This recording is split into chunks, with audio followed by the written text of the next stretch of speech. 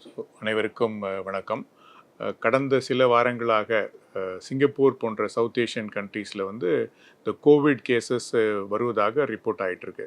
நம்மளை பொறுத்த வரைக்கும் இதனால் நம்ம பயமோ பதட்டமோ தேவையில்லை.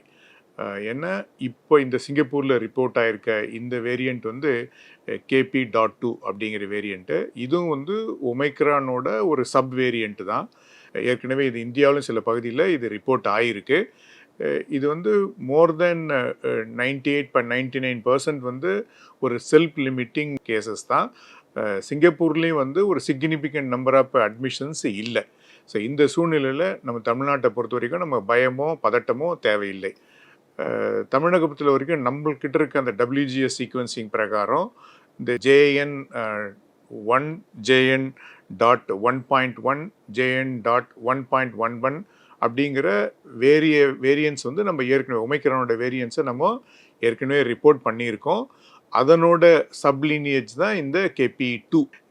இதுவரையும் இது வந்து ஒரு மைல்டர் இன்ஃபெக்ஷன் தான் நமக்கு கொடுத்துட்ருக்கு. சிவியர் ஃபார்ம் வந்து இதுவரையும் ரிப்போர்ட் ஆகலை. அதுவும் இல்லாமல் தமிழ்நாட்டை பொறுத்த வரைக்கும் ஆல்மோஸ்ட் 18+ உள்ள பாப்புலேஷனில் வந்து முழுமையாக நம்ம வந்து தடுப்பூசி செலுத்தியிருக்கோம். ஸோ அதனால் அப்படியே இன்ஃபெக்ஷன் வந்தாலும் அது ஒரு மைல்டர் ஃபார்மாக தான் இருக்கும்.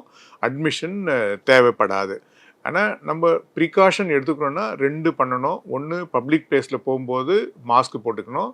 வீட்டில் வந்து எல்டர்லி பர்சன் இல்லை கோமார்பிட் உள்ளவங்களோ இல்லை ப்ரெக்னென்ட் மதர்ஸ் இருக்கவங்களோ நம்ம கொஞ்சம் எக்ஸ்ட்ரா கேர்ஃபுல்லாக இருக்கணும். ஏன்னா இவங்களுக்கு இன்ஃபெக்ஷன் வருவதற்கான வாய்ப்பும் சிவியாரிட்டி வருவதற்கான வாய்ப்பும் கொஞ்சம் கூடுதலாக இருக்குது. ஸோ அதை தவிர்த்து இப்போதைக்குள்ள சூழ்நிலை நமக்கு பயப்படுவதற்கான எந்த அவசியமும் இல்லை. அது இல்லாமல் இப்போதைக்கு கோவிட் வந்து இது வந்து மற்ற ஃப்ளூ மாதிரி இதுவும் வந்து ஒரு காமன் ரெஸ்பிரேட்டரி இன்ஃபெக்ஷன் ஆகிடுது. சொல்லப்போனால் இது வந்து நமக்கு வருஷத்தில் ஒரு 1 or 2 வேவ்ஸ் வந்து தொடர்ந்து வருவதற்கும் வாய்ப்புகள் இருக்குது. இதற்கான அச்சம் தேவையில்லை. போதுமான அளவுக்கு எதிர்ப்பு சக்தி நம்மகிட்ட இருக்குது. அப்படி ஏதாவது ஒரு சூழ்நிலை ஏற்பட்டாலும் அதை சமாளிக்கக்கூடிய கட்டமைப்பு நம்ம தமிழ்நாட்டில் இருக்குது. அனைவருக்கும் நன்றி.